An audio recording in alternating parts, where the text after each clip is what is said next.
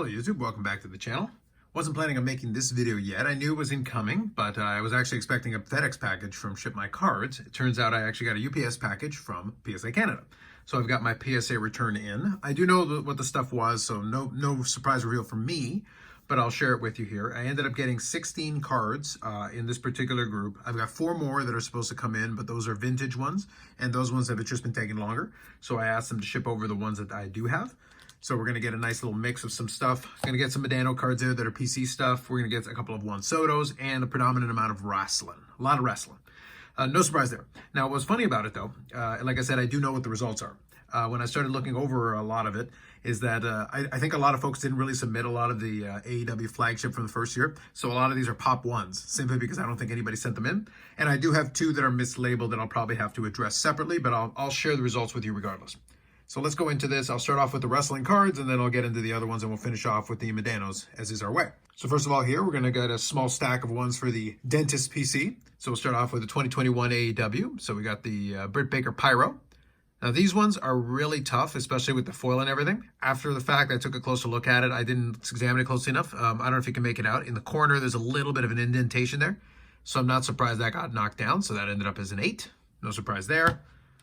This one here did surprise me. This is from the yellow, and these actually came in the action figures. Inside of some of certain marked action figures, they had a little 3-card pack, which completely paralleled the base set, so you could get them. So here it is in the PSA 10. So there's the PSA 10 Britt Baker. Now, I actually thought, given that a lot of these are prone to chipping and everything in the edges and everything, I thought that this was probably going to get a 9. And I thought that this would match up well with the magazine version of it that I have. So it would have been a yellow to go along with it. Now, I'm going to say I'm actually very pleased with this result, obviously. But at the same time, the intention was to have these for PC. But this is a Pop 1 PSA 10. So it's one of those things where as soon as I saw that, I immediately went on eBay to go buy a raw copy. Because I do want to have one for the PC, but if it's going to be a Pop 1 PSA 10, I'm going to have some things to think about. But nonetheless, I've got one here in a yellow PSA 10. So it's a nice one. Next one here, this is one of the first mislabeled ones. So this one here is a PSA 9. But it acts like it's the base card, and if you look at the bottom there, it says Lockjaw. That is the finisher parallel. So that is not labeled correctly, and I've got one more that's like that as well. It's an easy mistake to make, because if you're not paying attention, you won't catch the Lockjaw there at the bottom, but this is the finisher parallel. PSA 9 nonetheless, so I'll probably have to talk to them about getting that relabeled correctly. Next one here is the UD exclusives. So in a PSA 8 out of 100. That's to be expected. A lot of dark edges, so I think you got a little bit of wear down there in the corner. So no surprise there. These ones are tough because they're very prone to chipping and very easy to damage. Next one here is one of the tougher ones, and part of the reason I sent this one is I just wanted to get it encapsulated. So this one is the PSA 9 High Gloss. So these are numbered 10. See there? So I'm happy to have that. That's perfectly fine with me. And a solid grade anyway. So this one's a PC one, no problem there. That's not one where if I had gotten a 10, I wouldn't be having any decisions to make because it's still out of 10. Next to here, I do have a couple of the autographs. So this is the base autograph here in a PSA 9.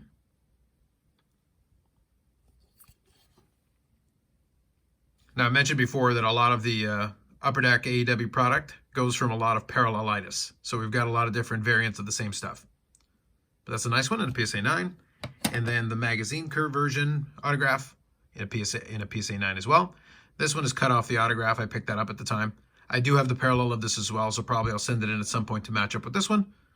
But for now, here it is, the regular base autograph for the magazine version in a PSA 9. So that's it. New additions to the Dentist PC, and I've got some things to think about as far as that PSA 10 yellow one, because that one did surprise me. And a lot of the ones that I just showed you there, several of them were Pop 1s, mostly because of the limited amount of cards that were sent in. So the next one here is a couple of ones for Wardlow, and it's the same issue. So you can see here. So that's in a PSA 10, which is great, and this technically is a Pop 1. Problem is, if you see there it says F10, that is also a finisher parallel, which would also be a Pop 1, but at the same time, I want a PSA 10 Pop 1 for the correct parallel here. So again, I'll have to take a look at that and see what we can do about adjusting the label. Next one here, this one is not a Pop 1, but it's still fairly low. So PSA 10 yellow, so I'm 2 for 2 on the yellows. And this one is actually a Pop 3.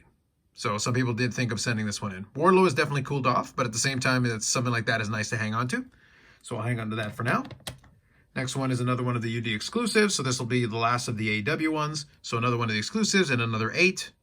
And again, no surprise given that these ones are prone the various types of chipping. I'll have to take a look and see what the specific flaw is on this one, but it doesn't surprise me. Nonetheless, this one is right now hanging around in the PC, so that's perfectly fine. All right, next one here is one that was a fun one that I wanted to send in that I thought would be great. I have a few Albert Pujols rookies, but this one is kind of one of my favorites. Now, you can decide whether you consider it a rookie or not. Beckett does consider it a rookie, and to be honest, given it's pack pulled, licensed, and the whole 9 yards, I wanted to consider it a rookie, and I will. So this one's a 2001 MLB Showdown. So this is the Albert Pujols pennant run, and this is actually from a card game. From Wizards of the Coast at the time, they decided to have a baseball card game. So I like a couple of things about it. First of all, it's got a nice foil going on with it. It's cool. Secondly, it's Pujols in a number 68 jersey, so that's uncommon for a lot of the Pujols cards in that year.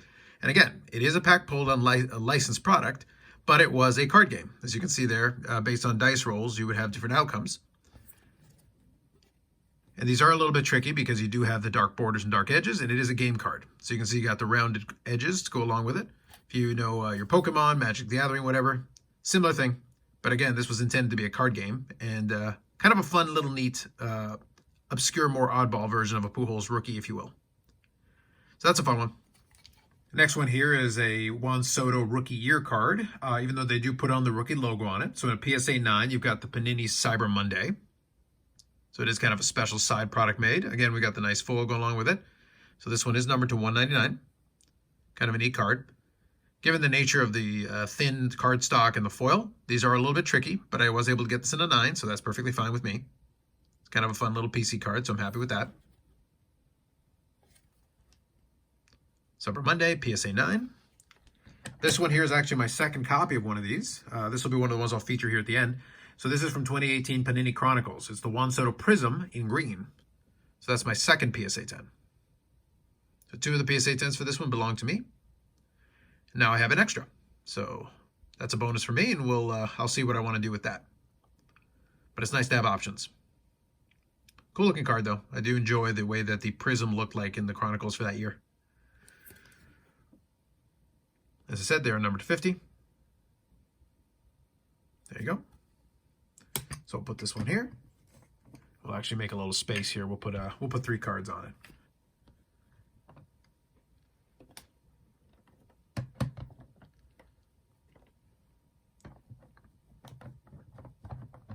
For the second one, let's do the high gloss. So we'll do that for the Dentist PC. And then for the last one, we'll save one of these Modanos for the end here.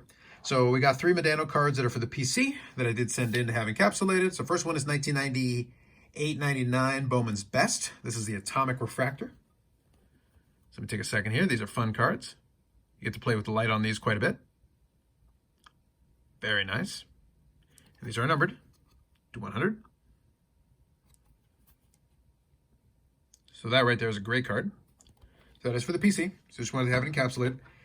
Next one here, I thought I had peeled this card, but I guess I forgot. I don't remember what the specific rationale was for this one. But this is 97-98 Pinnacle. Totally certified. This is the Platinum Gold in a PSA 8. So great looking card. More than likely the peel hurt it a little bit in terms of grade, but it happens. That's fine. Still a nice looking card. I do enjoy it. And these are numbered as well. So this is number 269.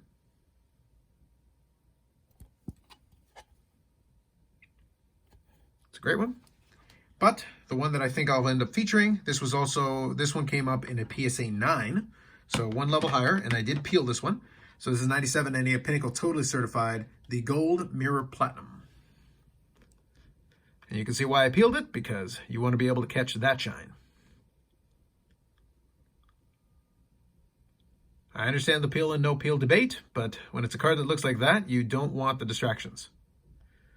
Just look at the way it plays with the light and all those different angles. It's crazy. And these are numbered as well, so that is numbered to 30. There's a PSA 9, solid. Beautiful looking card. So there we go. That'll be the third one I'll put up right there. There you go. Even in that angle right there like that, you can really get a sign of the rainbow shine there.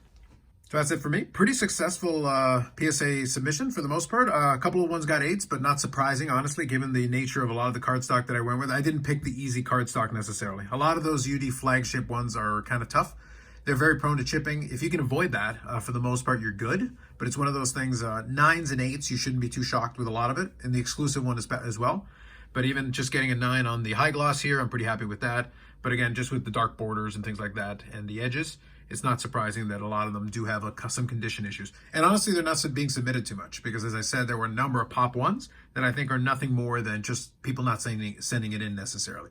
It will be interesting to see, though, as I mentioned before, that since ComC does a lot of, is now doing the deal with CSG, and a lot of the AEW product comes through with EPAC, I wouldn't be surprised, I should say, if there isn't a number of CSG graded cards that come through as a result of going straight from EPAC to send in this way. I wouldn't be surprised if I took advantage of something like that as well. So it's one of those things where it just kind of depends on what you're doing. I already had these in hand, so it's one of those things where it made sense for me to send it in. But at least now you've got some options and some possibilities. And again, the EPAC connection does make it convenient. So just some food for thought on that. Anyway, I'm pretty happy with the results on that. I've got some decisions to make on a few of these cards. Most of these cards, though, are going to sit in the PC, and then we'll go from there. And then I do have a Ship My Cards order come in that should have some more AEW stuff as well, which should be a lot of fun, although there's a nice little mix of some Modano in there as well. So that's it for this one. Thank you to PSA Canada, as always, for making the process nice and easy for me. Otherwise, more videos coming up on the channel, including the live stream at 8 p.m. Eastern Time on Fridays. Like if you like the video, subscribe to the channel. Thanks very much. We'll catch you in the next one.